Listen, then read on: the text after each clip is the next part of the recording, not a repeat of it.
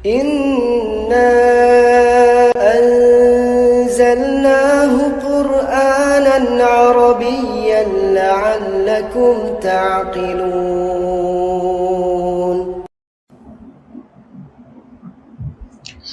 جی board کی جانب بڑھیں گے انشاءاللہ. ہم نے پڑھا تھا کلمہ کی اقسام پڑھی تھی ہم نے 3.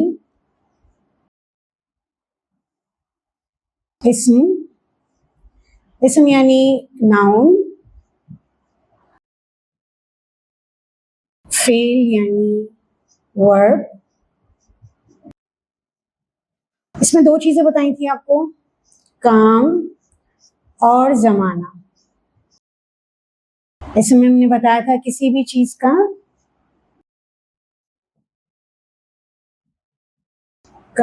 نام. اس میں اگر زمانے کو ہم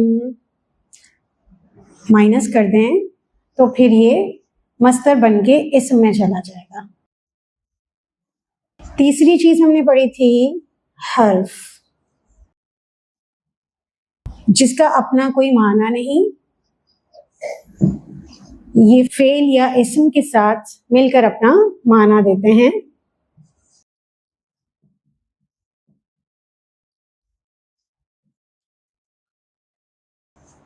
کچھ اسما لکھیں گے انشاءاللہ بورڈ پر، یہ میں اریز کر دیتی ہوں. لاسٹ ٹائم ہم نے پڑھا تھا کہ ایک تو مصدر اسم تھا، دوسری چیز ہم نے پہچانی تھی اسم کے متعلق علامات. ایک تو ہم نے جانا تھا کہ مصدر، دوسرا یہ علامات، تنوین یا ال. لیکن اگر ہم ایک جملے میں کنسٹرکٹ کرنا چاہیں اسم کو، تو پھر ہمیں یہ دیکھنا ہوگا کہ ہمیں اسم کو کس جگہ پر پراپر پلیسمنٹ اس کی رکھنی ہے. تو پھر ہم اس کو 4 طرح سے پہچانتے ہیں. لیکن اس سے پہلے کہ کون سا اسم ہے، کون سا فعل اور کون سا حرف، اس کی کیٹیگرائزیشن یا گروپنگ کیسے ہوتی ہے، اس حوالے سے تھوڑا سا میں آپ کو بتا دیتی ہوں کہ جب بھی کسی بھی زبان کے ماہرین بیٹھتے ہیں تو وہ تمام معنی کلمات کو ایک جگہ جمع کر دیتے ہیں، پھر ان کو 3 گروپس میں ڈیوائڈ کرتے ہیں.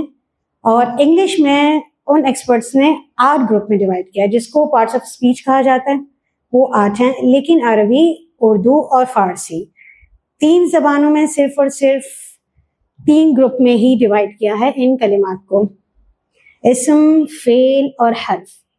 اس کے علاوہ اور کوئی ڈویژن نہیں. جو مصدر نکل کر فعل میں سے آ جاتا ہے وہ بھی اسم میں چلا جاتا ہے.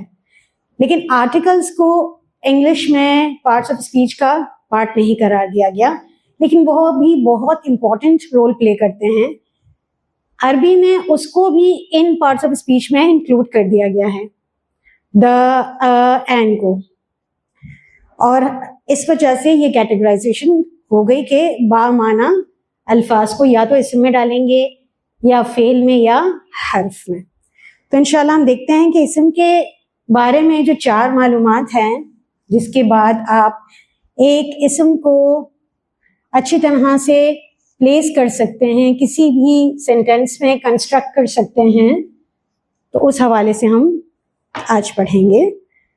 تو اسم کے متعلق 4 معلومات. پہلی ہے جنس، جینڈر. جینڈر پوری دنیا میں صرف 2 ہیں، مذکر اور مؤنث. تیسری کوئی جینڈر نہیں. جیسے میں ایک کلمہ آپ کے سامنے کہوں عائشہ، تو ہم پہچان لیں گے کہ یہ مؤنث ہے، کیونکہ ہمیں پتہ ہے کہ فیمیلز کا نام ہمارے ہاں عائشہ ہے. اسی طرح علی ایک میل کا نام ہے، مذکر کا نام ہے. لیکن اگر کوئی باہر سے آتا ہے اور یہ کہتا ہے کہ علی آئی اور عائشہ آیا، تو کیا ہوگا؟ ہم سب کو ہنسی آئے گی کہ اس کو اردو بالکل نہیں آتی. اسی طرح اب ہم چونکہ عربی زبان سیکھنے لگے ہیں، تو عربی زبان میں مذکر اور مؤنث کو پہچاننے کی خاص علامات ہیں، تو اس کو ہم انشاءاللہ پہچانیں گے. ایک تو یہ چیز تھی. دوسرا یہ کہ اگر میں کہوں کرسی، تو اس کے بارے میں کیسے جانیں گے کہ یہ مذکر ہے یا مؤنث؟ کیا ہوتی ہے کرسی؟ آپ سب کہہ رہے ہیں کہ کرسی ہوتی ہے. کس نے بتایا؟ امی نے بتایا. پھر امی کو کس نے بتایا؟ کیوں؟ کیونکہ یہ ہمارے اردو بولنے والے جو ایکسپرٹس تھے انہوں نے اس کو مؤنث کی لسٹ میں، مؤنث کے فہرست میں، گروپ میں ڈالا. ایسا تو نہیں کہ اس کا کوئی پیئر ہو، کرسی کا کرسا، یا دیوار کی کوئی فیمیل یا میل. تو اس وجہ سے ایسے اسما کو بھی ہم سیکھیں گے انشاءاللہ کہ عربی میں ایسے اسما کو کیا کہتے ہیں.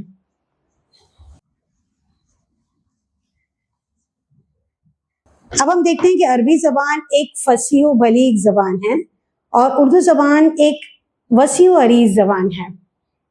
مذکر مؤنث اگر ہمیں پتہ ہوگا تبھی ہی ایک جملے میں ہم اس کلمے کو پراپرلی فکس کر سکتے ہیں، پٹ کر سکتے ہیں کہ اس کی پلیسمنٹ کہاں پر ہو.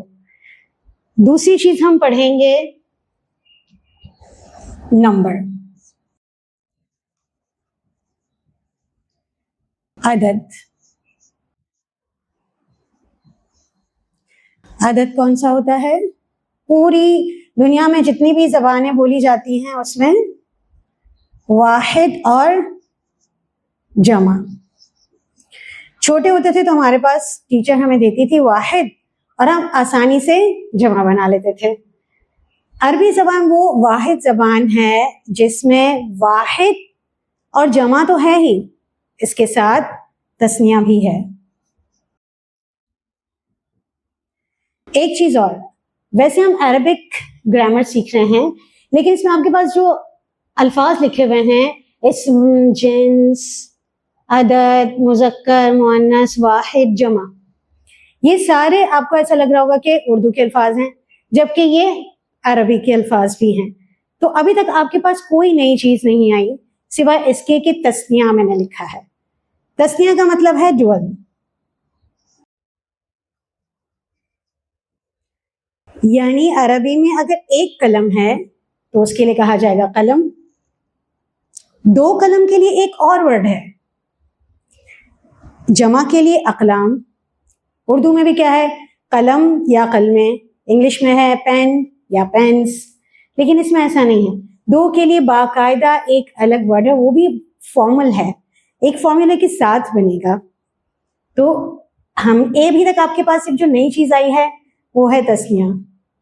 مذکر مؤنث یہ بھی آپ کو پتا ہے کہ جینڈر ہر کوئی جانتا ہے. اسی طرح نمبرز یہ بھی ہر کوئی جانتا ہے.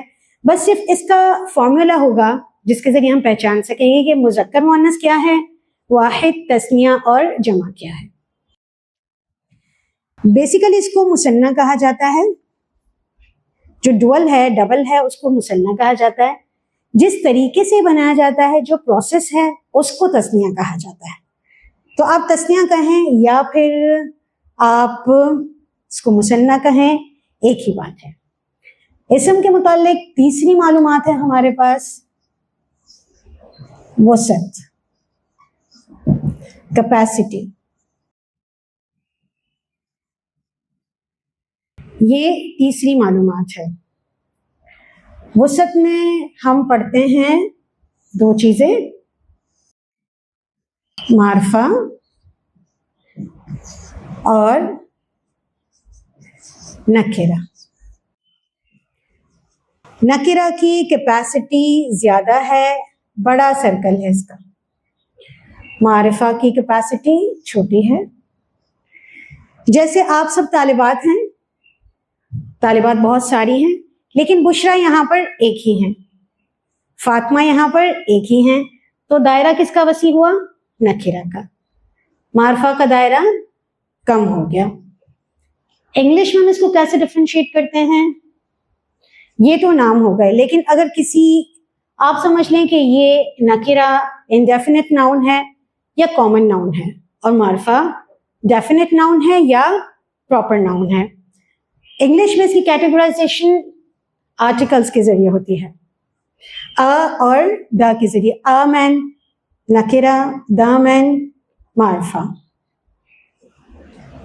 ابھی تک آپ کے پاس 3 معلومات ہو گئی، یعنی ایک سینٹینس میں آپ کنسٹرکٹ کرتے ہیں تو اسم کے بارے میں آپ کو پتا ہونا چاہیے وہ مذکر ہے مؤنث۔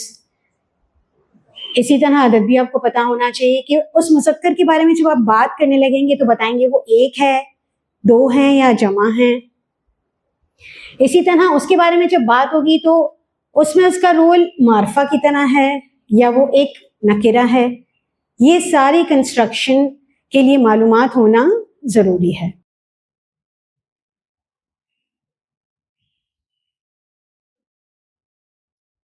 یہ ڈفرینٹ رولز، اس کے علاوہ اس کے ساتھ جو فعل استعمال ہوگا، حروف استعمال ہوں گے اکارڈنگ ٹو اس معلومات کے۔ جو چوتھی چیز ہے، میں یہاں بورڈ اریز کر دیتی ہوں۔ چوتھی چیز ہے اسٹیٹس، اعرابی حالت۔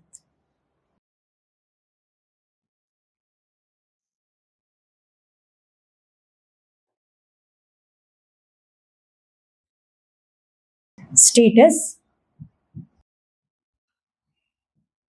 یا اعرابی حالت۔ بچپن میں ہمارے پاس ایک سوال آتا تھا ایگزام میں، بڑے ہو کر بھی آتا تھا کہ اعراب لگائیے، بڑے آسانی سے مزے سے غلط صحیح اعراب لگا لیتے تھے، لیکن عربی میں ایسا نہیں چلتا۔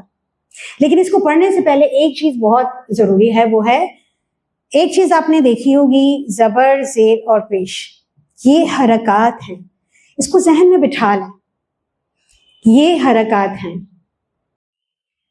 لیکن کسی بھی اسم کی آخری حالت وہ اعراب ہے، مثلا محمد، یہ اس کی اعرابی حالت ہے۔ اسی طرح مسلمون، یہ اس کی اعرابی حالت ہے۔ یہ حرکات ہیں،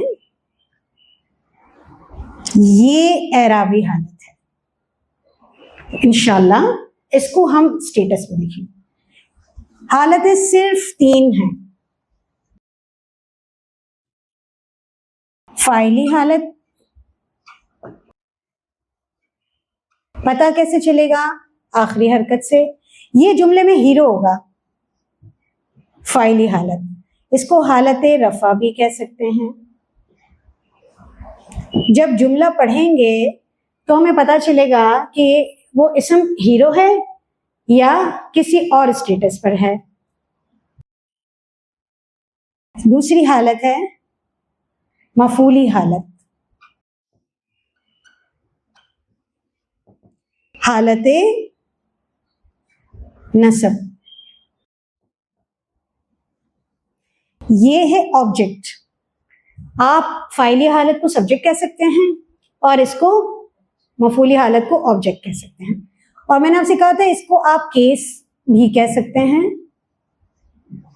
تو یہ سبجیکٹو کیس، یہ آبجیکٹو کیس، اور تھرڈ جو ہے وہ پوزیسو، جری حالت۔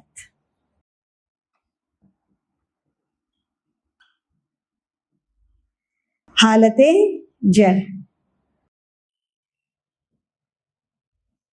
3 اسٹیٹس ہیں اسم کے، اس کے علاوہ اور کوئی اسٹیٹس نہیں ہے۔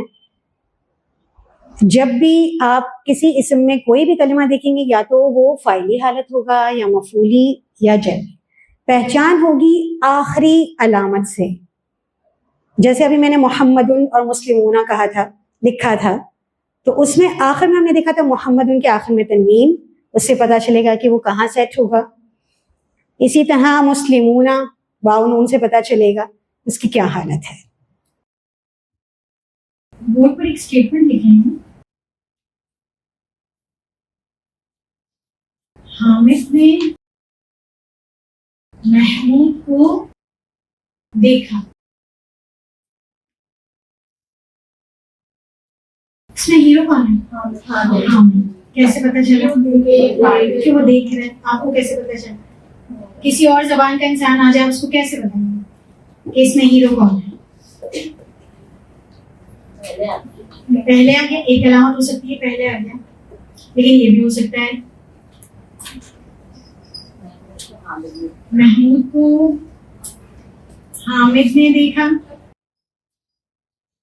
آپ بتائیے بات تو ایک ہی ہے. کیسے پتا چلا؟ نے سے. اب عربی میں تو نے ہے ہی نہیں. کہیں آپ نے کوئی حرف دیکھا جس کا مطلب ہو نہیں، جس کا مطلب ہو کو، کیونکہ یہاں کیا آ رہا ہے؟ حامد نے محمود کو. کام کون کر رہا ہے؟ کس پر کام ہو رہا ہے؟ یہ کس حالت میں ہوا؟ حامد فاعل، حالت رفع. کیسے پہچانا آپ نے؟ محمود کیا ہے؟ مفعول ہے، اس کو دیکھا جا رہا ہے نا، اس پر کام. یہ آپ نے کیسے پہچانا؟ ہو کے ذریعے. اردو زبان میں آپ اس طرح سمجھا سکتے ہیں کسی کو، لیکن عربی زبان میں اس کا لاسٹ جو اس کی سائن ہے نا، اس کو دیکھنا. یہ نسبی حالت ہو گئی، مفعول.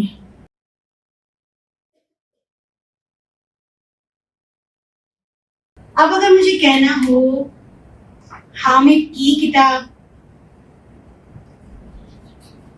حامد کا ہاتھ، حامد کے گھر، یہ سب کیا ہے؟ حالت نسبت کرتی.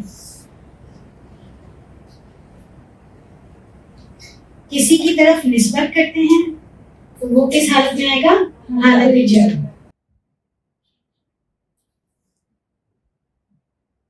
کلیئر ہو رہا ہے؟ ریز کر دیں ایک ایگزامپل کے ساتھ.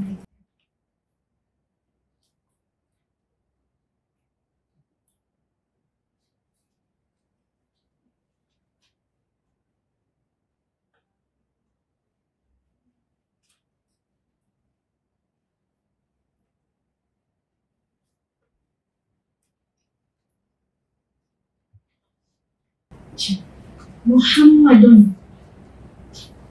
ابھی میں نے آپ کو ایگزامپل دی تھی. سورۃ الفتح انشاءاللہ ان قریب آپ پہنچنے والے ہیں وہاں تک. سب سے آخری آیت اس کی کون سی ہے؟ محمد الرسول اللہ. اس میں کیسے لکھا ہوا ہے؟ محمد الرسول اللہ. اذان سنتے ہیں کیا آتا ہے؟ اشہد ان محمدن. اسٹیٹس چینج ہو گیا.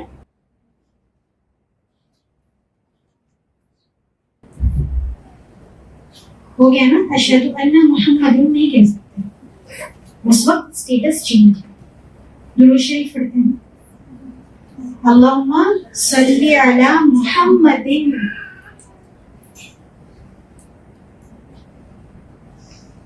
کون سی حالت ہے؟ محمد فاعل، پھر محمدن مفعولی یا نسبی، اور محمدن جری ہے. آپ کی تو الگ الگ اسٹیٹس ہوتے ہیں نا. صبح مدرسے آتی ہیں، الگ اسٹیٹس ہوتے ہیں، الگ حالت ہوتی ہے. بریک کے بعد آپ بہت ہی اعلیٰ آپ کی حالت ہوتی ہے ماشاء اللہ. رات کو جب آپ تھک جاتی ہیں تو حالت بالکل ہی ٹائٹ ہوتی ہے.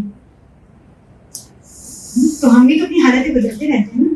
ایسی حالت ہو جاتی ہے کہ بستر پر جا کر لیٹ جاتے ہیں. تو یہ پوزیشنز چینج ہوتی ہیں، اسٹیٹس چینج ہوتا ہے. پہچانے کی کیسے؟ آخر میں جو علامت آ رہی ہے اس کے ساتھ. تو امید ہے کہ یہ بات آپ نے ذہن میں بٹھا لی ہوگی یا نکال لی ہوگی کہ زبر زیر پیش کیا ہے؟ حرکات. لیکن آخر میں جو بھی آپ کو تبدیلی نظر آئے گی، اعرابی تبدیلی نظر آئے گی، وہ اعراب ہے. کہہ رہے ہیں یہاں تک؟